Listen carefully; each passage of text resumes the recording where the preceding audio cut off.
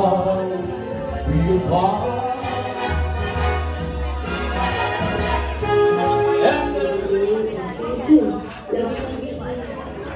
Alright, thank you very much, Lola Lily. So short but sweet.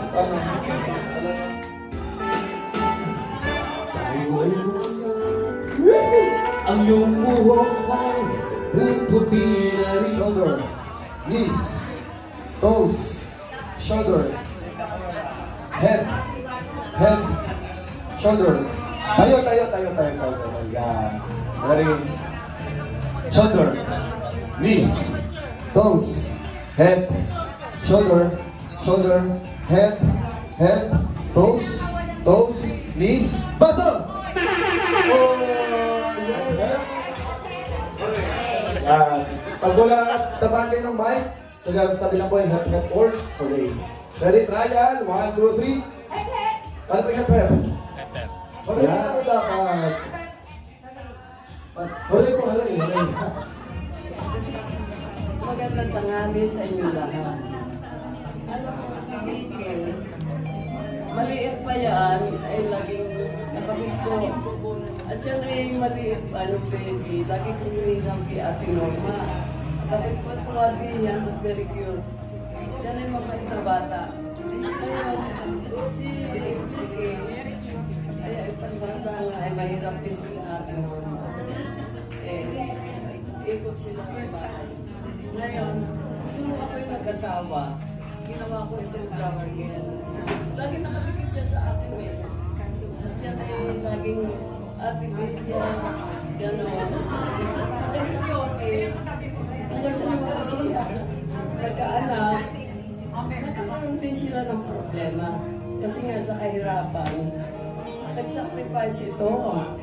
Napalaki mo ang kanyang mga anak. Ang mga anak niya, mababait din naman. Talagang, alam mo si Vicky, hindi mo halatang naghihirap. Yan ay lagi nakatawa, laging masaya. Kung saan pupunta sa amin yan, yung aabutan ko, ayaw niya tanggapin. Hirap na siya. Pero pinipilit ko, tinatanggap din.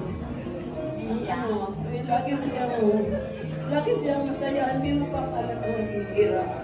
Kung sa mga kanyang mga anak, kung isa walang baon, pinagkakaroon na lang sa school. Yung layo pa ng school noon, talagang matsagapin yung mga anak niya. Kaya nag-sacrifice din siya sa mga anak niya. Ay ngayon, ano lang ang libigi, napakabagal, parang pag-ong, yung lumakad, sa lahat ng bagay. Kaya lagi siyang pinag-aalitan ni Ate Norma kahit na may anak, may asawa. Bilis-bilisan mo naman ang pagkilos mo, napakabagal mo. Kasi na ano niya, ay ngayon, yung paghihirap nila, ngayon ay umaani na siya. Kapatapos niya ang kanyang mga anak, yung iba nasa abroad na, ito nga, sa Rayo. Kaya ikaw ay swerte ka rin. At mabait ang anak mo.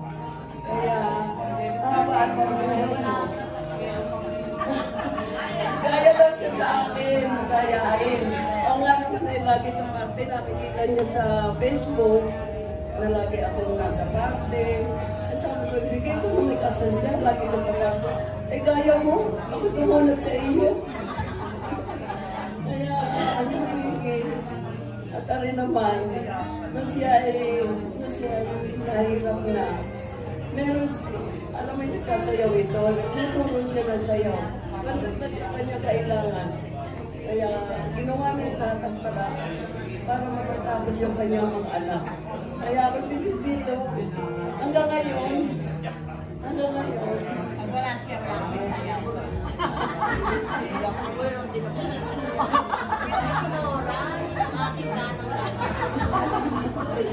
wala din ang mga anak niya, kaya siya na sorpresa.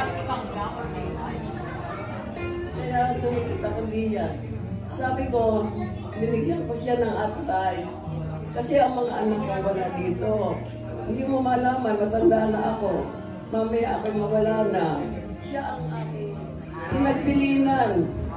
Kung sakali man ako'y mawala, siya ang mag-a-appear sa akin, siya lahat. Kaya nga, hanggang ngayon, madikit ako sa iyo. Very close kami. Nakikita ko nga ito, mga kasama ninyo. Kaya gano'n, sir.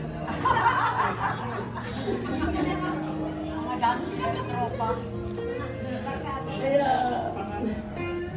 sabi ko sa kanya, kung ako may mawala, wala mga anak ko, siya ang aking anak ko. Kaya ako nagpapasalamat. Yung mga anak niya, kababait naman, hindi niya matiis. Ngayon ay nag-aani na siya. Maginawa ng katayuan niya ngayon.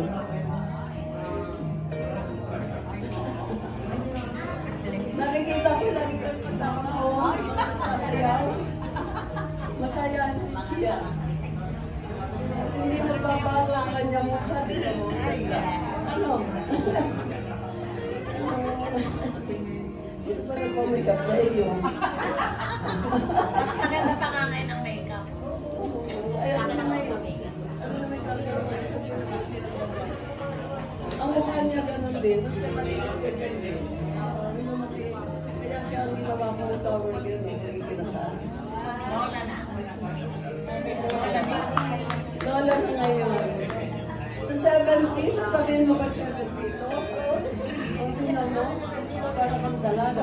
Alam mo sa magkakapatid, ito ang batang tingnan. Kasi dalawa. Ang dapat ganda, ang ganda.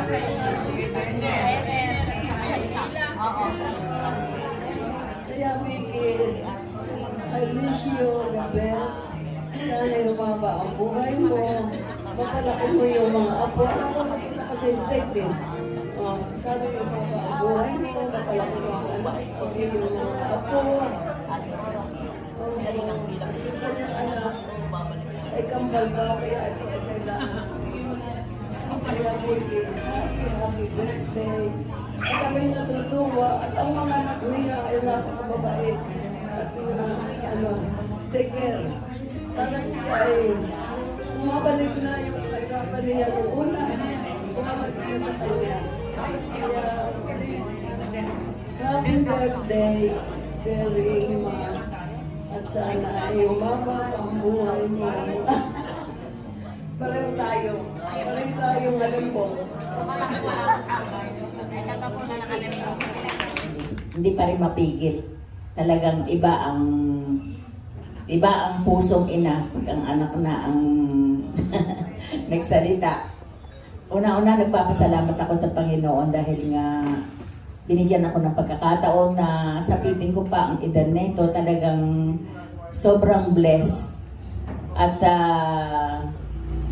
pangalawa ay yung mga taong nagmamahal sa akin, ang aking pamilya, ang aking partner, si Ben, ang aking mga malalapit na kaibigan, kamag-anak, tiyo, tiya na nandito, na nakiisa sa sorpresang binigay sa akin ng aking mga anak. Parang kayo din yung, yung present noong 67 ako.